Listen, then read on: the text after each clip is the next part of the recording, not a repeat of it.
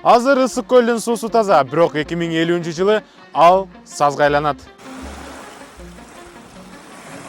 Ысык көл булганып бара жатат. Эксперттердин айтымы боюнча ага бир катар факторлорго байланыштуу.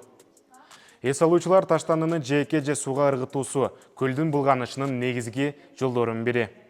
Желим бөтөлкөлөр, баштыктар, тамеки калдыктары жана башка таштандылар көлдө биротоло калып, суунун жашоочуларынын өмүрүнө коркунуч келтирет.